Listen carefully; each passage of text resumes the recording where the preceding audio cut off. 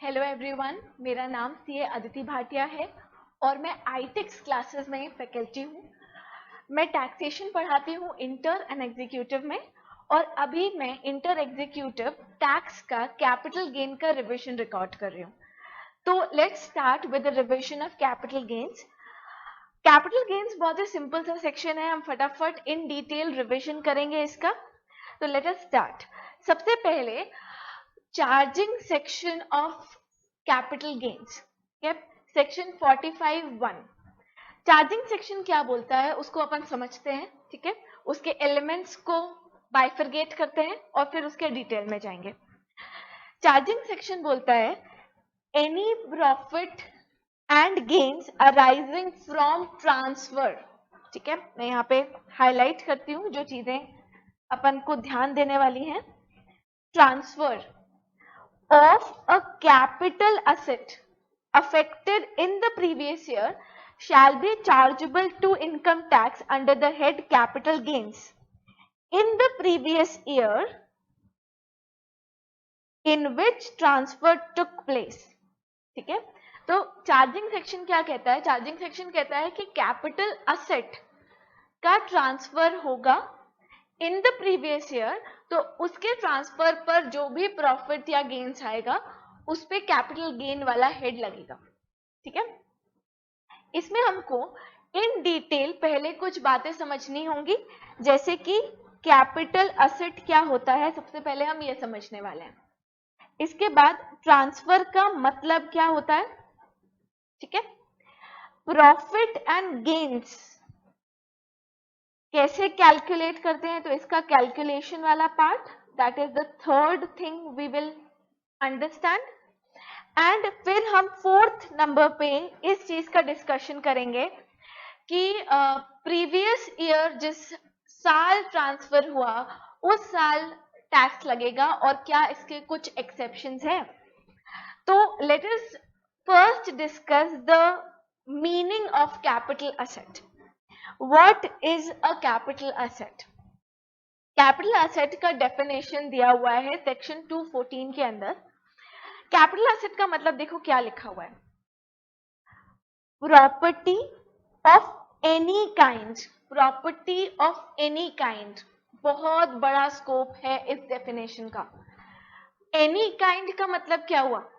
Tangible, intangible, movable, immovable, ठीक है। चाहे वो प्रॉपर्टी बिजनेस की हो, चाहे वो प्रॉपर्टी पर्सनल हो, सारी प्रॉपर्टीज कैपिटल असेट के मीनिंग के अंदर आ गई। देखो क्या लिखा है, property of any kind held by an assessee whether or not connected with business और प्रोफेशन। मतलब चाहे बिजनेस और प्रोफेशन से कनेक्टेड हो, चाहे वो प्रॉपर्टी आपकी पर्सनल हो, ठीक है, वो कैपिटल असेट के मीनिंग के अंदर आ रही है, ठीक है। Property of any kind includes tangible, intangible, movable, immovable. पर बेटा चार ऐसी चीजें हैं जिसको इस प्रॉपर्टी ऑफ एनी काइंड से एक्सक्लूड कर दिया गया है, बाहर निकाल दिया गया है। मतलब वो चार चीजें कैपिटल असेट नहीं कहलाएंगी, ठीक है। क्या है वो चार चीजें जो कैपिटल असेट नहीं कहलाएंगे? लेट अस सी, ठीक है। ये बी पॉइंट अपन बाद में कवर करेंगे। सबसे पहले मैं वो एक्सक्लूजन्स बता रही हूं जो प्रॉपर्टी ऑफ एनी काइंड से बाहर निकाल दिए गए हैं, मतलब वो कैपिटल असेट नहीं है। सबसे पहले any stock in trade. Stock in trade क्या होता है? इन्वेंट्री, वो सामान, ठीक है, वो चीजें, वो प्रॉपर्टी जो आप खरीदते हो with the intention to sell. आप खरीदते हो क्योंकि आपको आगे सेल करना है, ठीक है। देखो बिजनेस एसेट चाहे कोई भी हो, चाहे बिजनेस की गाड़ी, बिजनेस की बिल्डिंग, बिजनेस का लैंड, बिजनेस की मशीनरी, ये सब कैपिटल एसेट है सिवाय स्टॉक इन ट्रेड के। Stock in trade consumable stores, ठीक है, जो आप मैन्युफैक्चरिंग में कंज्यूम करते हो, और रॉ मटेरियल, ये तीन चीजें कैपिटल असेट में नहीं आती, ठीक है। ये FII वाला पॉइंट मैं बी वाले पॉइंट के साथ डिस्कस करूंगी, ठीक है। अभी अपन आगे बढ़ते हैं। सेकेंड पॉइंट क्या कह रहा है, ये this was the first exclusion, अब सेकेंड एक्सक्लूजन में आते हैं अपन। Personal effects, that is to say movable property including wearing apparels and furniture held for personal use by the assessee or any member, इसको अपन any कर देते हैं, any member of his family dependent on him, ठीक है। Personal movable property, ठीक है, जो property आप पर्सनली यूज करते हो या आपकी फैमिली यूज करती है, ठीक है। जो प्रॉपर्टी मूवेबल है, यहां पर इमूवेबल प्रॉपर्टी को इसमें इंक्लूड नहीं किया गया है, ठीक है। इमूवेबल प्रॉपर्टी कैपिटल असेट होगी हमेशा। मूवेबल पर्सनल प्रॉपर्टी जैसे कि आपकी कार, आपकी स्कूटी, आपका मोबाइल, आपकी टीवी, आपका फर्नीचर, आपका फ्रिज, ये सब personal movable assets capital asset से बाहर निकाल दिए गए हैं, मतलब इन पर कैपिटल गेन वाला हेड नहीं लगेगा। पर अब ये जो लिस्ट दी है, ये वाली, ये इस पॉइंट से एक्सक्लूड कर दी गई है, मतलब इन चीजों को, ठीक है, किससे एक्सक्लूड कर दिया गया है? पर्सनल मूवेबल प्रॉपर्टी से एक्सक्लूड कर दिया गया है। मतलब मैं यहां पे लिख देती हूं, these are capital asset, these are capital assets, ठीक है। क्या क्या? ज्वेलरी, ठीक है, आर्कोलॉजिकल कलेक्शंस, जो पुराने, बहुत पुराने जमाने की जो चीजें मिलती हैं खुदाई में, archaeological collections, drawings, paintings, sculptures और any other work of art, ठीक है। अब क्योंकि ये रिवीजन वीडियो है, इसीलिए मैं हर चीज के क्यों में नहीं जा रही हूं, है ना। जो मेन क्लास थी उसमें मैंने हर चीज का क्यों एक्सप्लेन किया था कि इसको क्यों अपन कैपिटल असेट में लेकर आ रहे हैं। तो बेटा jewellery, archaeological collections, drawings, paintings, sculptures और any other work of art, ये सारे कैपिटल असेट हैं, ठीक है। इनको छोड़कर बाकी कोई भी movable property, movable personal property capital asset नहीं होती। अच्छा, एक चीज और डिस्कस कर ले, ज्वेलरी में क्या क्या आता है बेटा? ज्वेलरी में आएगा ornaments made by gold, silver, platinum, any precious metal.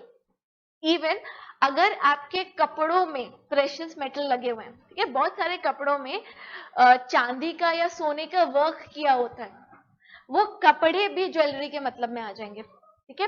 Furniture में अगर प्रेशियस मेटल्स लगे हुए हैं, प्रेशियस वाले मेटल्स, ठीक है, तो वो फर्नीचर भी ज्वेलरी के मतलब में आ जाएगा। Even the utensils, gold utensils भी ज्वेलरी के मतलब में आ जाएंगे। सिल्वर यूटेंसिल्स नहीं आएंगे, क्योंकि सिल्वर यूटेंसिल्स एक केस स्टडी है जिसमें कोर्ट ने ये रूलिंग दी थी कि सिल्वर यूटेंसिल्स को कैपिटल असेट नहीं मानेंगे, they will be considered personal movable property. But gold utensils jewellery के मतलब में आता है। इसके बाद प्रेशियस और सेमी प्रेशियस स्टोन्स, अगर स्टोन्स अकेला है, किसी चीज में लगा हुआ नहीं भी है, तो भी वो ज्वेलरी है, ठीक है। प्लस अगर वो किसी चीज में लगा हुआ है, किसी फर्नीचर में, किसी कपड़ों में, है ना, तो वो सारी चीजें क्या है? वो सारी चीजें ज्वेलरी है, ठीक है, ठीक है। तो ये मैंने तुम लोगों को बता दिया। ये वाला पॉइंट मैं तुम लोग को ऑलरेडी बता चुकी हूं कि इमूवेबल पर्सनल प्रॉपर्टी हमेशा कैपिटल असेट होगी। इसके बाद थर्ड पॉइंट जो कवर किया गया है यहां पर, वो है बेटा रूरल एग्रीकल्चरल लैंड, ठीक है। Agricultural land that is located in rural areas in India. India के बाहर वाले की बात नहीं कर रहे हैं, rural agricultural land in India, ठीक है। अब रूरल एरिया क्या होता है? रूरल एरिया डिफाइंड नहीं है, बट अर्बन एरिया डिफाइंड है। ऐसा कोई भी एरिया, म्यूनिसिपैलिटी का एरिया या कैंटनमेंट बोर्ड का एरिया, जिसकी पॉपुलेशन एटलीस्ट 10,000 लोग हैं, जिसकी पॉपुलेशन एटलीस्ट 10,000 है, वो एरिया अर्बन एरिया कहलाता है। ठीक है, मतलब अगर क्वेश्चन में दिया है कोई पॉपुलेशन, कोई एरिया की पॉपुलेशन 8,000 है, मतलब 10,000 से कम है, फॉर एग्जांपल 8,000 है, 7,000 है, तो उसको आप रूरल एरिया कंसिडर करोगे। ठीक है, तो अर्बन एरिया क्या है? जिसकी पॉपुलेशन 10,000 और मोर है, प्लस कुछ और एरियाज भी अपन इसमें इंक्लूड करेंगे। मान लो कि ये जो एरिया है, ये म्यूनिसिपैलिटी का एरिया है, जो मैंने गोला बनाया है, ये म्यूनिसिपैलिटी का एरिया है या कैंटोनमेंट बोर्ड का एरिया है, जिसकी पॉपुलेशन मोर देन 10,000 है, अप टू 1 लाख। थोड़ा जूम करके दिखा दूं, 10,000 से ज्यादा अप टू 1 लाख। ठीक है, तो इस एरिया के आगे बेटा 2 किलोमीटर तक, मतलब यहां तक अर्बन एरिया ही होगा, और इसके बाद जो एरिया लगेगा ये वाला, ये रूरल कहलाएगा। इसके बाद ऐसा कोई भी एरिया, ये म्यूनिसिपैलिटी का एरिया है अगेन, जो मैंने गोला बनाया हुआ है, अगर म्यूनिसिपैलिटी वाले एरिया में या कैंटोनमेंट बोर्ड वाले एरिया की पॉपुलेशन 1 लाख से ज्यादा है, अप टू 10 लाख, तो इस एरिया, ये एरिया पूरा अर्बन ही है, ये गोला जो मैंने बनाया है वो पूरा अर्बन है, और इसके आगे के बेटा 6 किलोमीटर्स तक, 6 किलोमीटर्स तक अर्बन है। इसके बाद रूरल लगेगा, जहां पर अर्बन खत्म होता है वहां से रूरल चालू होता है। एंड अगर कोई एरिया है, ये एरिया, इसकी पॉपुलेशन मोर देन 10 लाख है, एक एरिया है जिसकी पॉपुलेशन मोर देन 10 लाख है, तो उसके आगे का बेटा, जहां पर म्यूनिसिपैलिटी और कैंटोनमेंट बोर्ड की लिमिट खत्म होती है, वहां से आगे 8 किलोमीटर तक का एरिया क्या कहलाएगा? अर्बन, और फिर इसके आगे का एरिया रूरल कहलाएगा। ये जो 2 किलोमीटर, 6 किलोमीटर और 8 किलोमीटर है, ये हमको स्ट्रेट लाइन खींचनी है, जहां पर म्यूनिसिपैलिटी का एरिया खत्म हुआ वहां से स्ट्रेट एरली देखना है।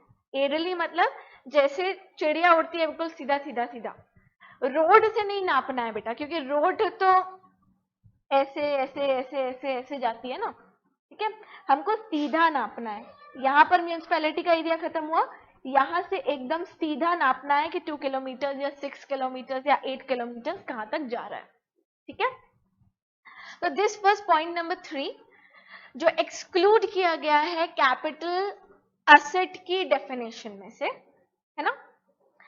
फोर्थ एक्सक्लूजन जो है वो है gold deposit bonds issued under gold deposit scheme या gold certificate issued under gold monetisation scheme notified by central government. बेटा ये जो बॉन्ड्स हैं, ठीक है, या डिपॉजिट सर्टिफिकेट्स हैं, इनको कैपिटल असेट की डेफिनेशन में से एक्सक्लूजन दे दिया गया है। तो ये 4 एक्सक्लूजन है बेटा, इन चारों को छोड़कर कोई भी प्रॉपर्टी हो, property of any kind will be capital asset. अब वो चाहे टैंजिबल हो चाहे इनटैंजिबल भी हो, ठीक है, तो वो भी कैपिटल असेट की डेफिनेशन में आता है। हम बी पॉइंट पढ़ लें, हमने ए कवर कर लिया, उसके एक्सक्लूजन भी देख लिए। बी पॉइंट में देख लो क्या लिखा हुआ है, any security held by a foreign institutional investor which have invested in such securities under SEBI Act 1992।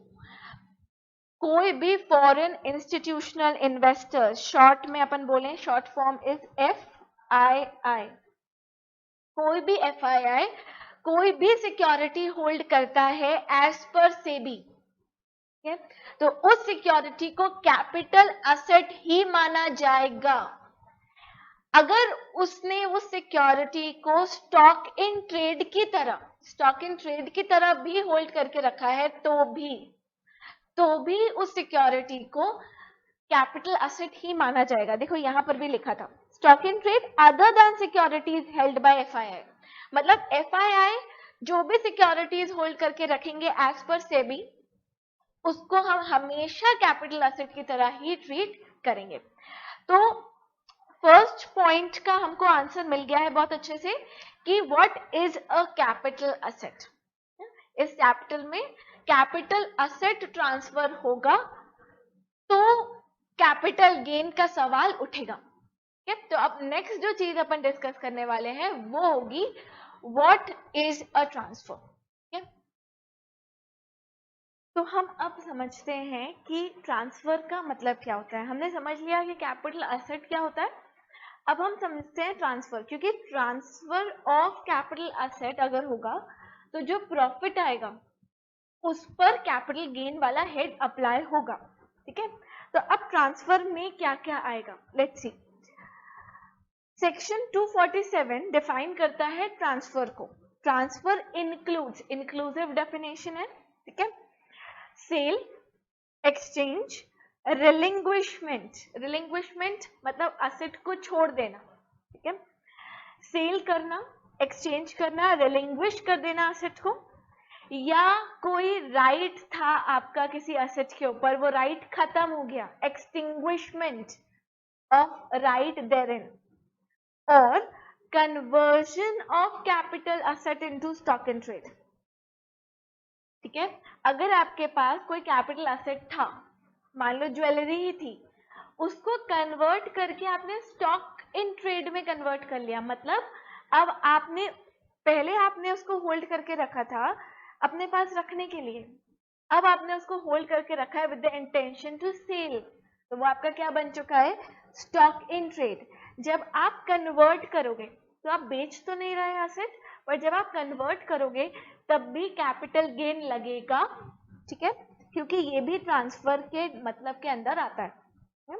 इसके बाद जब गवर्नमेंट आपकी प्रॉपर्टी कंपल्सरली अक्वायर कर लेती है, अतिक्रमण है ना, आप लोगों ने देखा होगा जैसे रोड चौड़ी होती हैं तो जो रोड के साइड में जो दुकानें होती हैं, घर होती हैं, उनका कुछ पार्ट गवर्नमेंट एक्वायर कर लेती है, और उन लोगों को जिनकी वो शॉप्स और घर थे उनको क्या मिल जाता है, उनको मिल जाते हैं पैसे, compensation that is fixed by the government. तो कंपल्सरी एक्विजिशन अगर होता है आपकी प्रॉपर्टी का तो वो भी ट्रांसफर कहलाएगा, उस पर भी कैपिटल गेन आएगा। इसके बाद part performance of contract. Part performance of contract यहां पर पार्ट परफॉर्मेंस ऑफ कॉन्ट्रैक्ट मतलब आपने पोजेशन दे दिया, ये सेलर है, ये बायर है, सेलर ने बायर को प्रॉपर्टी का क्या दे दिया बेटा, पोजेशन, पोजेशन दे दिया।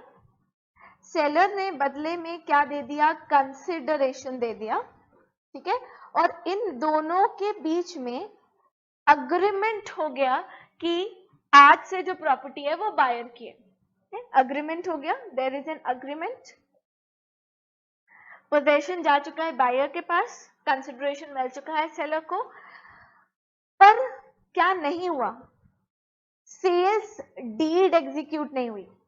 कोई भी जब आप इमूवेबल प्रॉपर्टी ट्रांसफर करते हो तो आपको रजिस्ट्री करवानी पड़ती है, रजिस्ट्रेशन करवाना पड़ता है उस प्रॉपर्टी को बायर के नाम पर। तो बेटा वो चीज मिसिंग है यहाँ पर, सेल्स डीड या रजिस्ट्रेशन बोले या रजिस्ट्री बोले, वो रजिस्ट्री नहीं हुई है। तो ऐसे कॉन्ट्रैक्ट को हम बोलते हैं part performance of contract. Part performance of contract में आपकी प्रॉपर्टी का पोजेशन किसी और को मिल गया है, ठीक है, सेलर की प्रॉपर्टी का पोजेशन बायर को मिल गया है, तो इसको भी हम ट्रांसफर मानेंगे। ठीक है, इसको भी हम ट्रांसफर मानेंगे। ठीक है, भले ही रजिस्ट्री नहीं हुई है फिर भी यह ट्रांसफर है, सेलर के हाथ में कैपिटल गेन आएगा। इसके बाद any transaction which has the effect of transferring or enabling the enjoyment of immovable property, housing cooperative societies का केस, हाउसिंग सोसाइटीज का केस, ठीक है, जैसे कि कोई सोसाइटी है हाउसिंग सोसाइटी, जैसे गोकुलधाम सोसाइटी है ना, अब वहां पर मुझे घर चाहिए तो मैं घर नहीं खरीद सकती, मुझे सोसाइटी की मेंबरशिप खरीदनी है, मुझे उस सोसाइटी का मेंबर बनना पड़ेगा और जैसे ही मैं उसकी मेंबरशिप खरीदूंगी उस सोसाइटी में घर का पोजेशन मुझे मिल जाएगा। ठीक है, मैंने क्या खरीदा, मैंने मेंबरशिप खरीदी, उस घर का पोजेशन ले लिया। अब जब मुझे वो घर बेचना है तो मैं, घर तो सोसाइटी के नाम पर है, तो मैं क्या करती हूँ, मैं वो मेंबरशिप ट्रांसफर कर देती हूँ। ठीक है, तो मेंबरशिप के साथ साथ घर का पोजेशन भी बायर के पास चला जाता है। तो मैंने क्या बेचा, मैंने मेंबरशिप बेची। इस ट्रांजैक्शन के थ्रू मैंने बायर को इमूवेबल प्रॉपर्टी को पोजेस करने का राइट दे दिया। ठीक है, तो दिस इज ऑल्सो ट्रांसफर, है ना। एंड लास्ट है बेटा redemption of zero coupon bonds. Zero coupon bonds जब आप रिडीम करवाओगे, जीरो कूपन बॉन्ड्स क्या होते हैं, ऐसे बॉन्ड्स जिसमें during the life time of the bond कोई इंटरेस्ट नहीं मिलता। जीरो कूपन मतलब जीरो इंटरेस्ट, है ना। मान लो फेस वैल्यू एक बॉन्ड की है ₹100, आप जब इस बॉन्ड को खरीदोगे तो आप बाय करोगे ₹80 में, और जब आप इसको रिडीम करवाओगे, जब ये रिडीम होगा तो आपको ₹100 मिलेंगे, तो इसमें आपको गेन होगा ₹20 का। इस तरीके से गेन होता है जीरो कूपन बॉन्ड के अंदर, है ना। आपको कोई भी इंटरेस्ट इस पर नहीं मिलता, कोई भी इंटरेस्ट डिविडेंड की इनकम नहीं मिलती है। तो बेटा ये जो आपने रिडीम करवाया zero coupon bond, that is also transfer, इस पर भी कैपिटल गेन अट्रैक्ट होगा।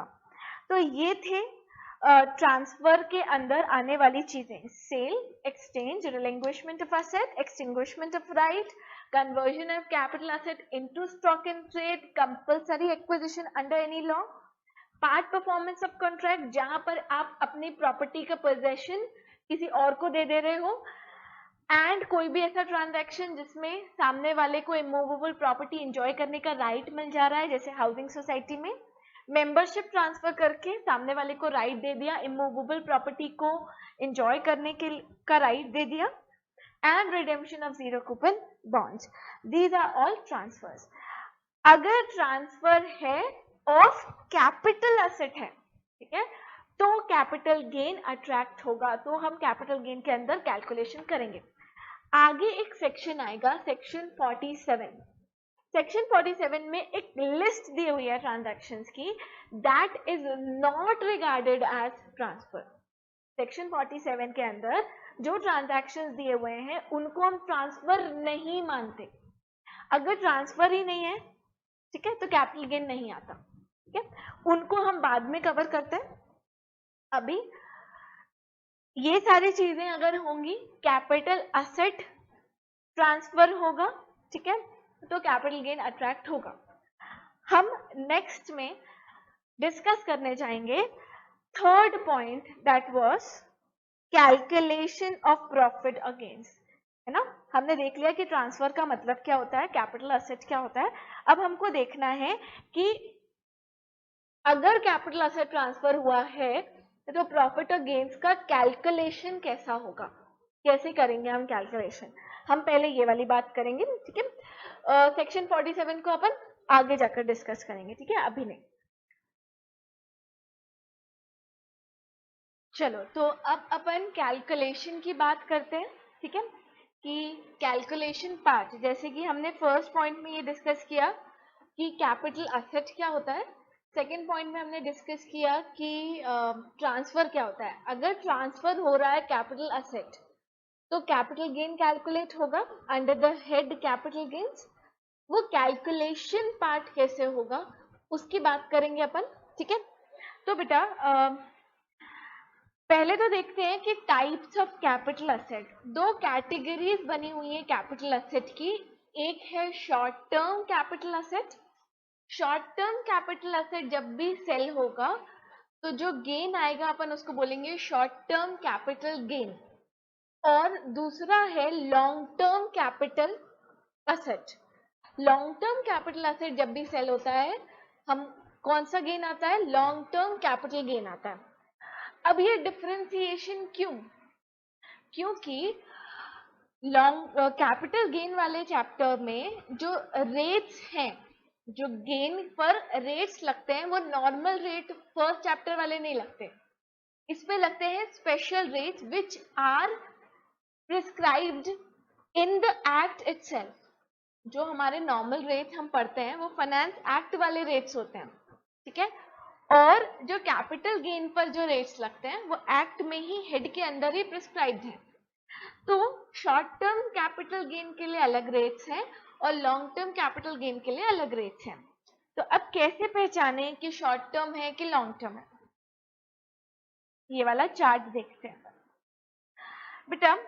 Securities that are listed in recognised stock exchange in India, ठीक है, अदर देन यूनिट्स, कोई भी सिक्योरिटी जो कि लिस्टेड है, मतलब listed securities. Second, units of UTI and equity oriented funds, units किसके? यूटीआई के, यूनिट ट्रस्ट ऑफ इंडिया के, और इक्विटी ओरिएंटेड फंड्स के units. And third, zero coupon bonds. Zero coupon bonds, ये तीन चीजों के लिए बेटा शॉर्ट टर्म और लॉन्ग टर्म डिसाइड करने के लिए आप देखोगे 12 मंथ्स। अगर आपने इन एसेट्स को होल्ड किया है, ठीक है, फॉर 12 मंथ्स और लेस, ठीक है, लेस देन 1 ईयर, यहां पे लिखा हुआ है 1 ईयर, मतलब वही 12 मंथ्स ही। अगर आपने 1 साल या उससे कम होल्ड करके रखा है तो वो असेट बेटा शॉर्ट टर्म कैपिटल असेट है। और अगर 1 साल से ज्यादा होल्ड किया है, ठीक है, मोर देन 1 ईयर होल्ड किया हुआ है, तो वो क्या कहलाएगा? वो कहलाएगा लॉन्ग टर्म कैपिटल असेट, ठीक है। इसके बाद अनलिस्टेड शेयर्स, ठीक है, यहाँ पे देखो, यहाँ पे सिक्योरिटी वर्ड यूज हुआ है, यहाँ पे शेयर्स वर्ड यूज हुआ है।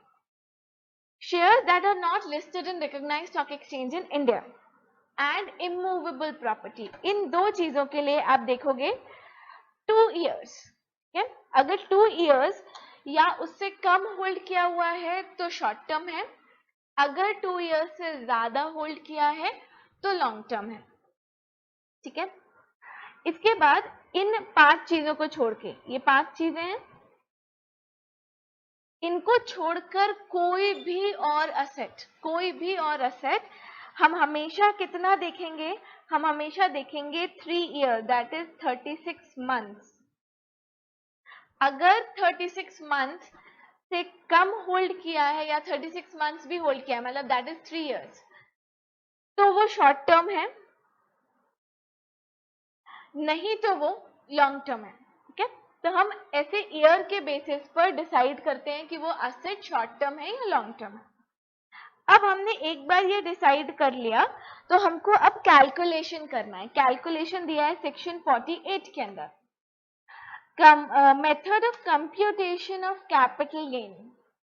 कैसे निकालेंगे?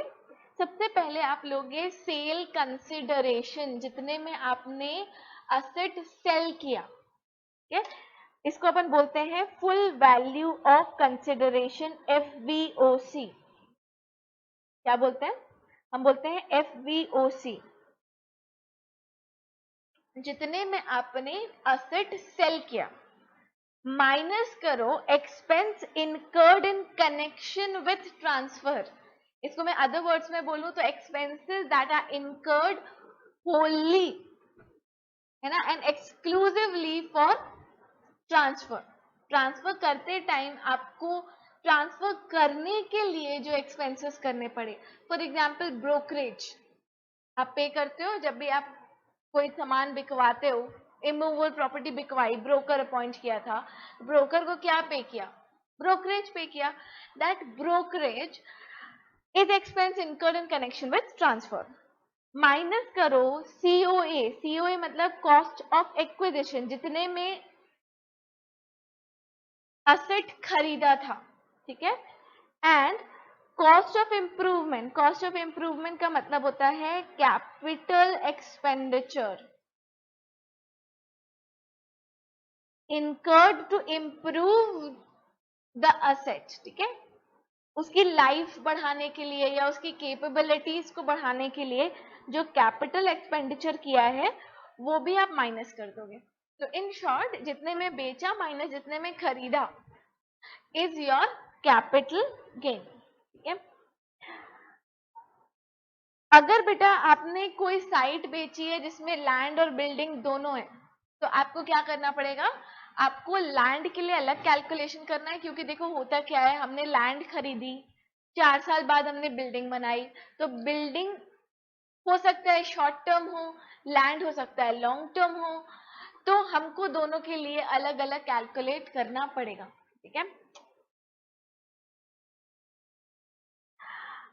अब बेटा जो हमने लॉन्ग टर्म और शॉर्ट टर्म का बाइफरकेशन किया था उसमें कैलकुलेशन में भी डिफरेंस आ जाता है। ये जो हमने चीजें ली हैं, cost of acquisition and cost of improvement, इसका मतलब क्या है, जितने में हमने सामान खरीदा, अलग अलग केसेस में कॉस्ट ऑफ एक्विजिशन में क्या लेना है वो हमको आगे सेक्शन 55 बताएगा। Cost of acquisition and cost of improvement अगर लॉन्ग टर्म कैपिटल एसेट के केस में है, अगर हमारा asset long term capital asset है तो बेटा कॉस्ट ऑफ एक्विजिशन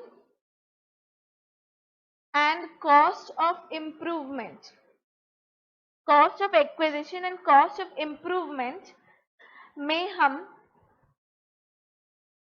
क्या ले लेंगे, इंडेक्स कॉस्ट ऑफ एक्विजिशन ले लेंगे, मतलब हम कॉस्ट ऑफ एक्विजिशन को इंडेक्स कर देंगे, ठीक है। इंडेक्सेशन का मतलब होता है कि कई साल पहले वो चीज खरीदी गई थी, उस चीज को हम आज की वैल्यू पर लेकर आ गए, हमने इन्फ्लेशन के रेट से उस वैल्यू को इन्फ्लेट कर दिया, ठीक है ना। इसका लॉजिक मैंने मेन वाली क्लास में बताया था आप लोगों को। तो कॉस्ट ऑफ एक्विजिशन को इंडेक्स कैसे करना है, जब भी लॉन्ग टर्म कैपिटल एसेट होता है हमको इंडेक्सेशन करना पड़ता है, कुछ केसेस को छोड़कर, वो मैं आगे लिस्ट दे दूंगी आपको कि किन चीजों को छोड़कर बाकी सारी चीजों में इंडेक्सेशन करना है। कैसे करना है indexation, cost of acquisition into CII, CI मतलब cost inflation index of the year of transfer, जिस साल आप एसेट बेच रहे हो उस साल का सीआईआई ले लो, ठीक है, divided by CII for the first year in which the asset was held by the assessee, मतलब जिस साल assessee ने वो asset acquire किया था, ठीक है, उसको मिला था वो asset जिस साल, उस साल का CII ले लो बेटा। और अगर asset 2001-2 के पहले acquire किया गया था, मतलब अगर वो asset 2001-2 के पहले acquire किया गया था तो CII कब का ले लोगे बेटा, 2001-2 का, क्योंकि 2001-2 के पहले का CII हमारे पास अवेलेबल नहीं है। CII का जो ये चार्ट दिया है गवर्नमेंट ने, ये चालू ही कब से होता है बेटा, 1-2 से, 1-2 का CII है 100। CII का फॉर्मूला याद करने का एक बहुत ही आसान तरीका है, यहाँ पे बता देती हूँ बेटा। 2001-2 में कोई चीज मान लो 100 रुपए की थी, तो 1920 में वही चीज 289 की है। ये कैसे आया, ये एज पर गवर्नमेंट ने जो इन्फ्लेशन, इन्फ्लेशन मतलब महंगाई का इंडेक्स दिया उसके हिसाब से, जो चीज 2001-2 में 100 रुपए की थी वो, कुछ दिक्कत हो गई है मेरे वन नोट में, ठीक है, वो एक सेकेंड, 1920 में कितने की है, 289 की है, ठीक है। तो अगर कोई चीज मैंने खरीदी थी 2 लाख की, मान लो मैंने एक एसेट खरीदा था 2001-2 में 2 लाख का, तो महंगाई के हिसाब से उसकी वैल्यू 1920 में कितनी होगी, क्रॉस मल्टीप्लीकेशन लगाओगे, 2 लाख मतलब कॉस्ट ऑफ एक्विजिशन जितने में एक्वायर किया था into CII of the year of transfer, 1920 में ट्रांसफर कर रहे हैं, 1920 का index divided by CII of the year in which the asset was purchase. तो मैंने 2001-2 में खरीदा था तो 100 से डिवाइड कर दिया। अब इसी को इन्होंने फॉर्मूले के रूप में लिख दिया है। ओके, एक सेकंड, इसी को इन्होंने देखो फॉर्मूले के रूप में लिख दिया, COA into CII of the year of transfer divided by CII of the year in which the asset was purchase, और अगर वो 2001-2 के पहले खरीदा गया था तो CII ऑफ 2001-2। ऐसे ही कॉस्ट ऑफ इम्प्रूवमेंट को भी इंडेक्स करना होता है, cost of improvement into CII of the year of transfer divided by CII of the year जिस साल इम्प्रूवमेंट करवाया था। और बेटा 2001-2 के पहले का अगर इम्प्रूवमेंट है तो उसको तो हम इग्नोर ही कर देते हैं, उसको हम लेते ही नहीं, ठीक है। 2001-2 के पहले का CII अभी आगे मैं दिखाऊंगी कहाँ लिखा है, ठीक है, उसको मैं पढ़वा भी दूंगी। COI बिफोर 2001-2 मतलब 2001-2 के पहले का COI जो है, कॉस्ट ऑफ इम्प्रूवमेंट जो है, उसको हम टोटली क्या कर देते हैं, इग्नोर कर देते हैं, ठीक है। तो फॉर्मूला ये हो गया आपका। इस तरीके से आप जब भी लॉन्ग टर्म कैपिटल एसेट का कैलकुलेशन करोगे तो आप पहले COA COI को इंडेक्स करोगे और उसके बाद फिर आप इस फॉर्मूले को लगाकर अपना कैपिटल गेन कैलकुलेट करोगे। आगे है बेटा फोर्थ प्रोविजो, ये प्रोविजो है टू सेक्शन 48। अभी अपन ने पढ़ा सेकंड प्रोविजो, अपन ने देखा कि कैलकुलेशन कैसे होता है। अभी फोर्थ प्रोविजो टू सेक्शन 48 क्या कहता है, इंडेक्सेशन। इंडेक्सेशन मतलब ये जो हमने किया लॉन्ग टर्म कैपिटल एसेट के केस में हमने इंडेक्सेशन किया, पर इंडेक्सेशन नहीं होगा दो कैपिटल एसेट के केसेस में, डिबेंचर्स एंड बॉन्ड्स। डिबेंचर्स और बॉन्ड्स के केसेस में इंडेक्सेशन नहीं होगा। Index benefit not allowed in case of bonds और debentures except capital indexation. Bonds में इंडेक्सेशन किया जाता है और सोवरियन गोल्ड बॉन्ड्स के केस में भी बेटा इंडेक्सेशन किया जाता है, ठीक है। इसके बाद first, third, fifth and sixth provision को मैं बाद में डिस्कस करती हूँ। ये सेवेंथ प्रोविजन है। सेवेंथ प्रोविजन ऑफ सेक्शन 48 क्या है, एसटीटी। एसटीटी मतलब सिक्योरिटी ट्रांजैक्शन टैक्स का डिडक्शन अलाउ नहीं होता है। एसटीटी पेड ऑन सेल और परचेज ऑफ शेयर्स और units shall not be allowed under capital gain. जो एसटीटी आप सेल के टाइम पे कर रहे हो, जब आप रिकॉग्नाइज स्टॉक एक्सचेंज के अंदर सिक्योरिटी ट्रांसफर करते हो तो आप एसटीटी पे करते हो। सेल के टाइम जो आप एसटीटी पे कर रहे हो उसको ट्रांसफर एक्सपेंस नहीं माना जाता, ठीक है। मतलब आप जब आप फुल वैल्यू ऑफ कंसिडरेशन में से एक्सपेंसेस माइनस करोगे तो आप एसटीटी को माइनस नहीं करोगे, एसटीटी का डिडक्शन आप नहीं लोगे, ठीक है। और जो परचेज के टाइम आपने एसटीटी पे किया था उसको आप कॉस्ट में नहीं इंक्लूड करोगे। परचेज के टाइम आपने एसटीटी पे किया होगा, that will not be included in the cost of acquisition of that asset. अब अपन सेक्शन 55 पढ़ते हैं, cost of acquisition and improvement. ये सेक्शन अलग अलग केसेस में हमको सीओए में क्या क्या लेना है, सीओए मतलब कितने में हमने खरीदा था, कॉस्ट ऑफ एक्विजिशन अलग अलग केसेस में हमको क्या लेनी है, और कॉस्ट ऑफ इम्प्रूवमेंट हमको क्या लेनी है, कैसे लेनी है, वो बताता है। सबसे पहले सेक्शन 55 हमको बताता है cost of acquisition. In case of goodwill of business, first, second trademark, third brand name, fourth right to manufacture, produce, process any article or thing, that is copyright या patent या copyright। इसके बाद fifth, right to carry on any business or profession, right to carry on any business or profession। Sixth, tenancy right, कोई premises को as a tenant occupy करने का right है तुम्हारे पास। लूम आवर्स, लूम मशीन पर कुछ आवर्स आपको काम करने का राइट है, या रूट परमिट, किसी रूट पर ट्रक रन करने का राइट। ये सारे बेटा इंटेंजिबल असेट्स हैं। इंटेंजिबल असेट्स, इंटेंजिबल असेट्स भी कैपिटल असेट होते हैं, ठीक है। इन केसेस में, इन 8 चीजों के केसेस में सीओए आप क्या लोगे? अगर बेटा ये सारे असेट सेल्फ जनरेटेड हैं तो सीओए लेंगे अपन निल, निल मतलब 0। एंड अगर ये असेट्स परचेज किए हैं आपने किसी और से, तो जितने में आपने परचेज किया था वो आप ले लोगे सीओए के अंदर, ठीक है। तो आप कॉस्ट कितनी लोगे? अगर सेल्फ जनरेटेड है तो निल, अगर आपने ये असेट्स परचेज किए थे तो परचेज प्राइस, ठीक है। तो ये सारी चीजें हो गई, है ना। अब यहाँ पे ध्यान देने वाली बात क्या है कि यहाँ पे प्रोफेशन की गुडविल नहीं लेनी है, यहाँ पे सिर्फ गुडविल ऑफ बिजनेस लेना है। गुडविल ऑफ प्रोफेशन के केस में हम कैपिटल गेन निकालते ही नहीं हैं।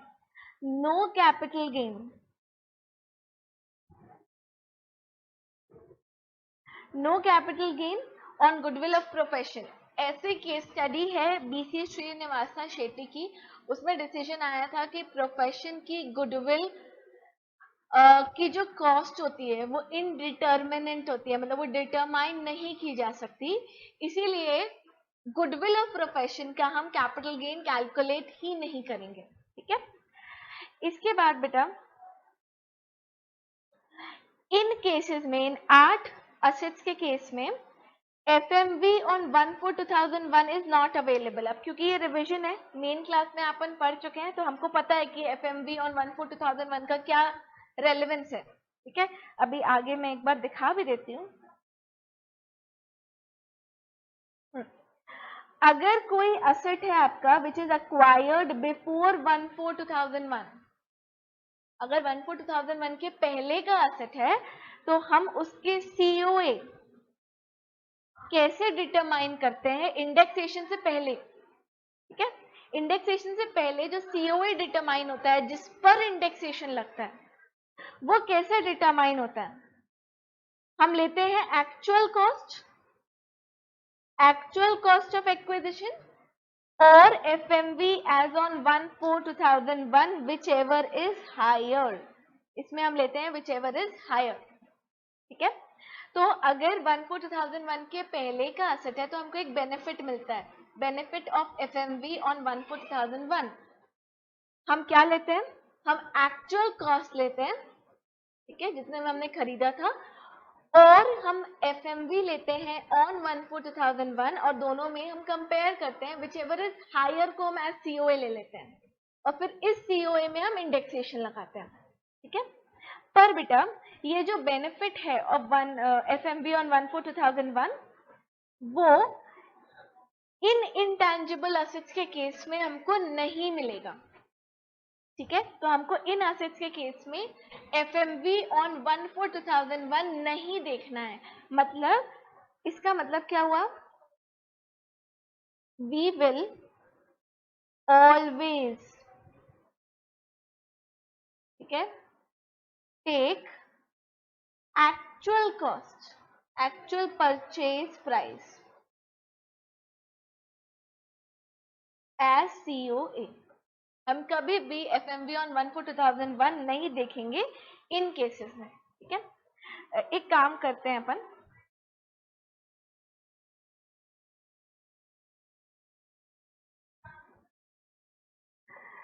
FMV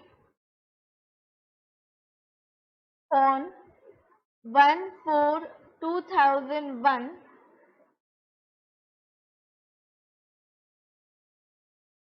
do not take FMV on 1/4/2001 in following cases। पहली अपन ने केस देख ली, in case of intangible assets mentioned in section 55 that is goodwill, patent, copyright, ठीक है, और क्या चीजें थी, राइट टू मैन्युफैक्चर एक्सेट्रा।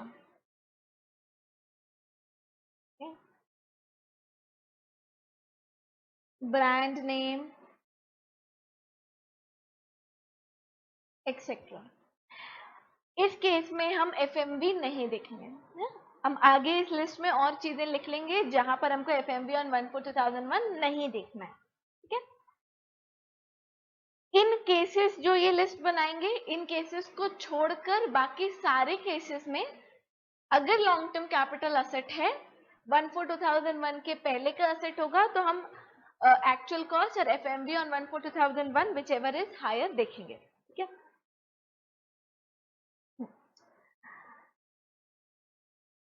तो ये बात हो गई इंटेंजिबल असेट की। अब बात करते हैं बोनस शेयर्स की, है ना। बोनस शेयर्स में बेटा, बोनस शेयर्स और सिक्योरिटीज मतलब जो कंपनी ने फ्री में दिए आपको शेयर्स, अगर वो अक्वायर किए थे 1/4/2001 के पहले तो हम सीओए में क्या लेंगे, वैसे तो वो फ्री में मिले हैं, ठीक है, बट अगर वो 1/4/2001 के पहले मिले हैं तो हम सीओए में लेते हैं फेयर मार्केट वैल्यू ऑन 1/4/2001। अगर बोनस शेयर्स हमको 1/4/2001 के बाद मिले हैं, मतलब ऑन और आफ्टर 1/4/2001, तो हम सीओए में लेते हैं नील, नील मतलब 0, ठीक है। पीरियड ऑफ होल्डिंग कहां से देखते हैं, जब से शेयर्स अलॉट हुए। पीरियड ऑफ होल्डिंग क्यों देखनी होती है, लॉन्ग टर्म और शॉर्ट टर्म डिसाइड करने के लिए, ठीक है। अब बोनस शेयर्स के केस में बेटा हम 112A पढ़ चुके हैं। 112A अगर अप्लाई होता है, अगर किसी भी शेयर पर 112A अप्लाई हो रहा है तो सीओए कैसे निकल रहा है, स्पेशल तरीके से निकलता है। तो अगर 112A अप्लाई होता है बेटा, then COA is fair market value on 31/1/2018 or full value of consideration whichever is lower, ठीक है। इसको कंप्लीट कर लेना। तो मैं इसको थोड़ा अच्छे से बता भी देती हूँ बेटा। बोनस शेयर्स अगर इक्विटी शेयर्स हैं प्लस ट्रांसफर पर एसटीटी पे हो रहा है,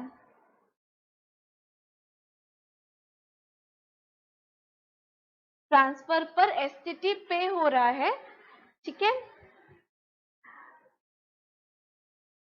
प्लस एक चीज और प्लस में लिखनी पड़ेगी, प्लस ये लॉन्ग टर्म कैपिटल असेट है तो सेक्शन 112A लगेगा।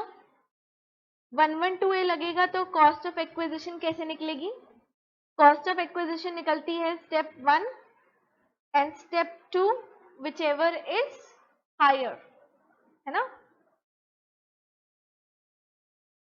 स्टेप 1 क्या होता है, COA actual cost of acquisition. Step 2 क्या होता है, एफएमवी ऑन 31/1/2018 और फुल वैल्यू ऑफ कंसिडरेशन। इन दोनों में सबसे पहले विच एवर इज लोअर को देखते हैं, ठीक है, और फिर स्टेप 1 एंड स्टेप 2 को कंपेयर करके विच एवर इज हायर देखते हैं, ठीक है ना। याद है ना तुम लोगों को 112A के हिसाब से अपन कैसे निकालते हैं, देखो एक बार मैं दिखा भी देती हूँ ताकि और अच्छे से याद आ जाए। तो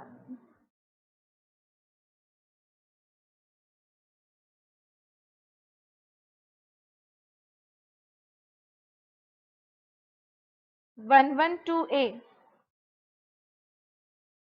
क्या कर रहे थे अपन,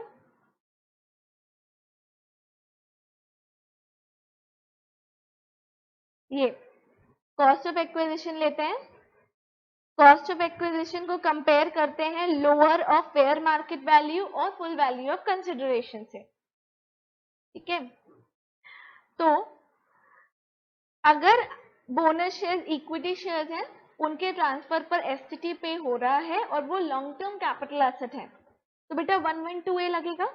112A लगेगा तो सीओए में क्या लोगे, स्टेप 1 और step 2 whichever is higher. Step 1 में हमेशा क्या आएगा, 0, क्योंकि बोनस शेयर्स है। स्टेप 2 में क्या लोगे, फेयर मार्केट वैल्यू ऑन 31/1/2018 और फुल वैल्यू ऑफ कंसिडरेशन। तो दोनों में से विच एवर इज लेस को अपन क्या ले लेंगे, कॉस्ट ऑफ एक्विजिशन में ले लेंगे। अगर बोनस शेयर्स अदर केसेस मतलब मान लो इक्विटी शेयर्स नहीं है, इक्विटी शेयर्स तो वैसे होते ही हैं बोनस शेयर्स, एसटीडी पे नहीं हुआ ट्रांसफर करते टाइम, या लॉन्ग टर्म नहीं है शॉर्ट टर्म है, तो 112A नहीं लगेगा। 112A नहीं लगेगा तो हम सीओए में क्या लेंगे, अगर बिफोर 1/4/2001 के शेयर्स हैं तो COA will be FMV on 1/4/2001। अगर ऑन और आफ्टर 1/4/2001 के बोनस शेयर्स हैं तो सीओए विल बी नेल। ठीक है, तो ये बोनस शेयर्स का पूरा कंपाइलेशन हो गया आपका एक जगह, इसको अच्छे से नोट कर लेना। ठीक है, चलो अब आगे बढ़ा जाए। बोनस शेयर से रिलेटेड हमने बातें कर ली हैं, है ना। राइट शेयर्स और सिक्योरिटीज, राइट शेयर्स और सिक्योरिटीज मतलब कंपनी आपको राइट देती है कि आप कम प्राइस पर कंपनी के शेयर्स परचेज कर सकते हो। ठीक है, अब जैसे मैंने यहाँ पर एग्जांपल लिया, रिलायंस कंपनी ने आपको राइट दिया है, क्या दिया है, right to acquire 10 shares of Reliance company at the rate 500 rupees each, whereas market price कितना है, 1000। ठीक है, अब आपको राइट मिला कंपनी से, आपके पास दो ऑप्शंस हैं। ठीक है, आप वो राइट को यूज करके शेयर्स अक्वायर कर सकते हो, मुझे राइट मिला है, अब मैं वो राइट यूज कर लेती हूँ और शेयर्स खरीद लेती हूँ रिलायंस कंपनी के। अगर बेटा मैं अपना राइट यूज कर रही हूँ, अगर मैं अपना राइट यूज कर रही हूँ, ठीक है, और मैं शेयर्स अक्वायर कर रही हूँ, तो मैंने शेयर्स अक्वायर किए 500 रुपए में, 500 रुपए का एक शेयर, तो मेरे लिए उन शेयर्स की कॉस्ट ऑफ एक्विजिशन कितनी हो गई, 500 रुपीज पर शेयर। ठीक है, और पीरियड ऑफ होल्डिंग कहाँ से देखेंगे, अलॉटमेंट के डेट से देखेंगे। अगर बेटा मैंने वो शेयर्स अक्वायर कर लिए, तो मैंने कितने में अक्वायर किए, मैंने 500 रुपए का एक शेयर अक्वायर किया, तो मेरे लिए वो राइट शेयर की कॉस्ट कितनी हो गई, 500 रुपए पर शेयर। ठीक है, दूसरा मेरे पास ऑप्शन ये है कि मैं राइट रिनाउंस कर दूं, राइट को ट्रांसफर कर दें, राइट को ही दे दिया, मेरे पास राइट था कि मैं 10 शेयर खरीद सकती थी, मैंने ये राइट ही किसी और को बेच दिया। राइट, ठीक है, property of any kind, tangible और intangible, is a capital asset. तो राइट जो है मेरे पास शेयर्स खरीदने का, वो भी मेरा कैपिटल एसेट है, राइट बेचने पर भी कैपिटल गेन आएगा। ठीक है, कम प्राइस पर शेयर खरीदने का राइट किसी और को ट्रांसफर कर देना for some consideration, capital gain will be applicable. ठीक है, मान लो मैंने 50 रुपए में राइट ट्रांसफर किया, एक शेयर खरीदने का राइट मैंने 50 रुपए में बेच दिया। ठीक है, तो मेरे हाथ में कैपिटल गेन कैलकुलेट होगा। कैपिटल गेन कैलकुलेट करने का फॉर्मूला वही होता है, full value of consideration minus expense related to transfer minus COA minus COI. मैंने राइट बेचा, what is the full value of consideration, जितने में मैंने राइट बेचा, 50 रुपए में मैंने राइट बेचा एक शेयर का, 10 शेयर्स का राइट था मेरे पास, तो 50 into 10, 50 into 10 minus cost of acquisition, expense related to transfer तो कुछ हुआ ही नहीं। सीओए, कितने में मैंने राइट अक्वायर किया था, मैंने राइट खरीदा था क्या, नहीं, मुझे तो फ्री में मिला था, कंपनी ने मुझे वो राइट फ्री में दिया था, तो COA कितना लेंगे बेटा राइट का? COA लेंगे नील, फुल वैल्यू जितने में बेचा राइट, COA लेंगे नील, तो फुल वैल्यू माइनस COA कितना आ गया? शॉर्ट टर्म कैपिटल गेन आ गया 500 रुपए। शॉर्ट टर्म ही आएगा हमेशा, ठीक है, क्योंकि राइट आप 3 साल बाद तो बेचोगे नहीं, तुरंत कंपनी आपको राइट देती है, आपको ऑप्शन एक्सरसाइज करना पड़ता है, ठीक है, तो हमेशा शॉर्ट टर्म ही कैपिटल गेन आता है, ठीक है। तो अगर राइट यूज करके शेयर खरीद लिया तो जितने में शेयर खरीदा that is your cost of acquisition. अगर राइट बेच दिया, ठीक है, तो जितने में राइट बेचा that will be your full value of consideration, minus उसमें से COA करोगे, COA विल बी नील, ठीक है। तो आपने जितने में भी राइट बेचा that will be your short term capital gain, ठीक है। अब बेटा उसके पॉइंट ऑफ व्यू से सोचो जिसने तुमसे राइट खरीदा, उसने तुमको पैसे दिए 50 रुपए, मैंने राइट बेचा तो मुझे 50 रुपए दिए उसने, सामने वाले ने, ये वो पर्सन है जिसने मुझसे राइट खरीदा। अब इसने मुझे बेटा 50 रुपए दिए, फिर इसके पास राइट आया, इसने उस राइट को एक्सरसाइज किया और रिलायंस कंपनी से शेयर्स खरीद लिए। कितने में खरीद लिए? 500 रुपए में। तो टोटल कॉस्ट कितनी पड़ी शेयर्स की? कॉस्ट ऑफ शेयर्स, जिसने भी तुमसे राइट खरीदा फिर राइट यूज करके शेयर्स खरीदा, उसको कॉस्ट कितनी पड़ी बेटा? Amount paid to the company plus amount paid for purchase of right, ठीक है। तो टोटल कॉस्ट उसके हाथ में, जो भी राइट खरीद रहा है और फिर उसको एक्सरसाइज करके शेयर्स खरीद रहा है, उसके हाथ में COA ऑफ दैट शेयर ऐसे निकालेंगे, ठीक है। पीरियड ऑफ होल्डिंग कैसे देखेंगे? From the date of allotment देखेंगे, ठीक है। ये चीजें रिपीट हो गई हैं, इसको काट देते हैं अपन, है ना। अब नेक्स्ट है डीम्यूचुअलाइजेशन और कॉर्पोरेटाइजेशन। चलो, तो in case of demutualisation and corporatisation of stock exchange, अब बेटा डीम्यूचुअलाइजेशन का मतलब क्या होता है? डीम्यूचुअलाइजेशन ऑफ स्टॉक एक्सचेंज में क्या हुआ, पहले जो स्टॉक एक्सचेंज था वो म्यूचुअली ओन्ड था, ठीक है, सारे मेंबर्स ने मिलकर स्टॉक एक्सचेंज ओन किया हुआ था, म्यूचुअली ओन्ड स्टॉक एक्सचेंज। फिर उसको कन्वर्ट करके कंपनी फॉर्म में बना दिया गया, ठीक है। Mutually owned stock exchange convert हो गया कंपनी फॉर्म में, इसको हम बोलते हैं डीम्यूचुअलाइजेशन या फिर कॉर्पोरेटाइजेशन ऑफ स्टॉक एक्सचेंज। अब बेटा जब ये स्टॉक एक्सचेंज कन्वर्ट हुआ इनटू कंपनी तो क्या हुआ, इस एग्जाम्पल के थ्रू देखो। ये मेंबर है, मेंबर था ये ऑफ स्टॉक एक्सचेंज। इसने क्या खरीदी थी बेटा?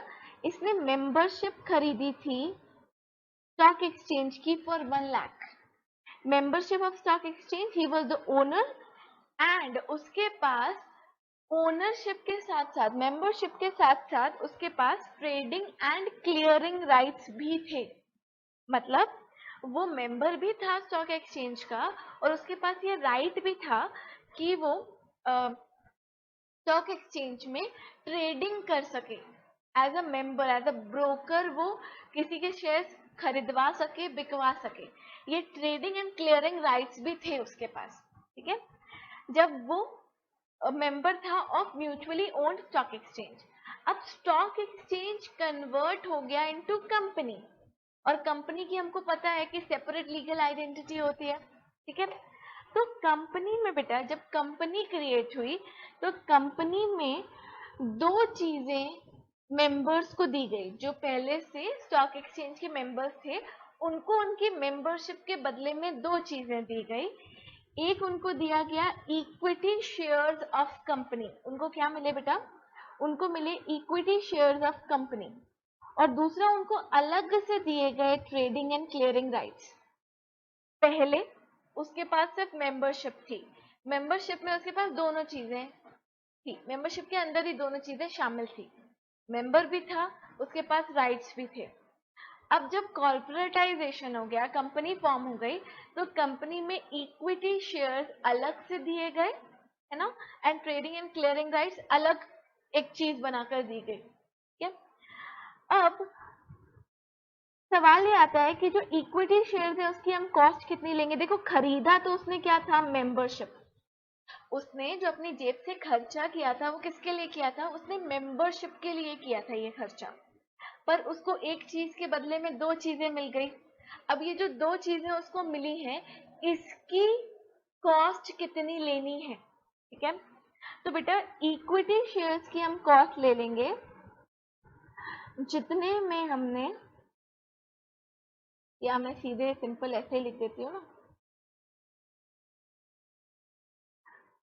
कॉस्ट ऑफ ओरिजिनल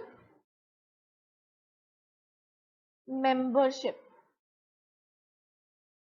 जितने में इसने मेंबरशिप खरीदी थी, मतलब इसने अपनी जेब से 1,00,000 रुपए लगाए थे, ये 1,00,000 पूरे के पूरे इक्विटी शेयर्स की कॉस्ट मानी जाएगी। ठीक है, और ट्रेडिंग एंड क्लियरिंग राइट्स की कॉस्ट कितनी लेंगे, ट्रेडिंग एंड क्लियरिंग राइट्स की कॉस्ट लेंगे निल। तो वही चीज बोलता है बेटा, ये जो इक्विटी शेयर अलॉट हुए हैं to members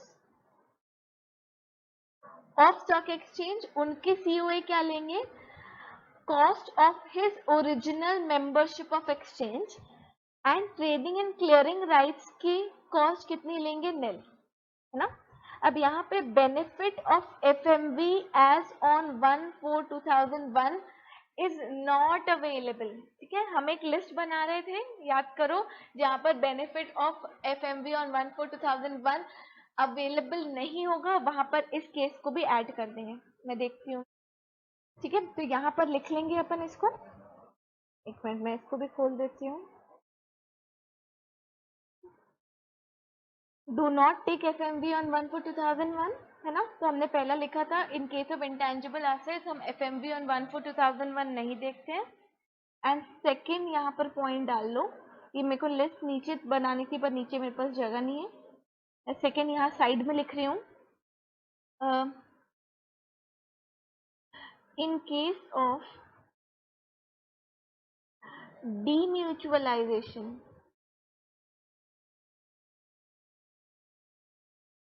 of stock exchange, demutualization of stock exchange में equity shares and trading and clearing rights, trading and clearing rights मिलते हैं, इसके केस में हम एफएमवी ऑन 1/4/2001 नहीं देखते। ठीक है, तो अपन वापस आते हैं, ये अपन ने लिस्ट में लिख लिया। ये लिस्ट बनाते जाना ताकि ये हेल्प करेगी तुम लोगों को। तो बेटा ये था डीम्यूचुअलाइजेशन कॉर्पोरेटाइजेशन का केस।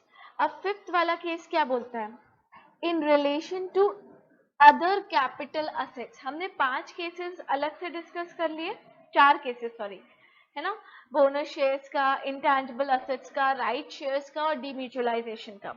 अब इसके अलावा कोई भी असेट अगर बचता है तो उसमें हम कॉस्ट कितनी लेते हैं, हम ये पढ़ चुके हैं। अगर वो असेट 1/4/2001 के पहले का है, अगर असेट 1/4/2001 के पहले का है तो हम क्या लेंगे, हम लेंगे एक्चुअल कॉस्ट ऑफ एक्विजिशन, हम लेंगे एक्चुअल कॉस्ट ऑफ एक्विजिशन और fair market value whichever is higher, fair market on 1/4/2001। तो हम एक्चुअल कॉस्ट ऑफ एक्विजिशन और fair market value as on 1/4/2001 whichever is higher COA में ले लेंगे। ठीक है, और फिर इस सीओए पर इंडेक्सेशन लगाएंगे अगर एसेट लॉन्ग टर्म है तो। अगर एसेट अक्वायर हुआ है 1/4/2001 के बाद, ऑन और आफ्टर 1/4/2001, तो कुछ दिमाग नहीं लगाना है बेटा, जो एक्चुअल कॉस्ट है उसी को ले लेना है, जो एक्चुअल कॉस्ट है वही आपका सीओए बन जाएगा। अब बात करते हैं सीओआई की, cost of improvement. Cost of improvement मैंने बताया था, it is capital expenditure incurred for making additions और improvement to your capital assets. ठीक है,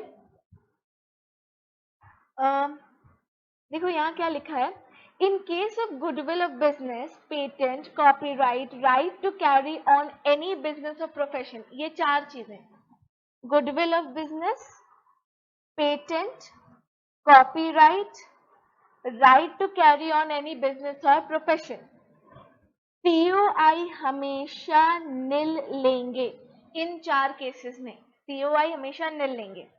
और बेटा बाकी सारे असेट्स के लिए जो भी कॉस्ट ऑफ इम्प्रूवमेंट हुआ है इनकर ऑन और आफ्टर 1/4/2001, 1/4/2001 के बाद या 1/4/2001 को जो भी कॉस्ट ऑफ इम्प्रूवमेंट इनकर हुआ है वो पूरा ले लेना है, और 1/4/2001 के पहले जो भी कॉस्ट ऑफ इम्प्रूवमेंट इनकर हुआ था उसको इग्नोर कर देना है।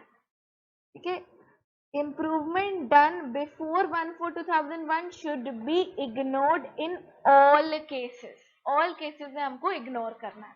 ठीक है बेटा, तो हमने अभी तक क्या क्या सीख लिया है, हमने देखा कि कैपिटल असेट क्या होता है, हमने देखा ट्रांसफर क्या होता है, ठीक है, हमने देखा कि हम कैलकुलेट कैसे करेंगे। ठीक है, कैलकुलेशन का प्रोसीजर क्या था, full value of consideration minus COA minus COI minus expenses related to transfer.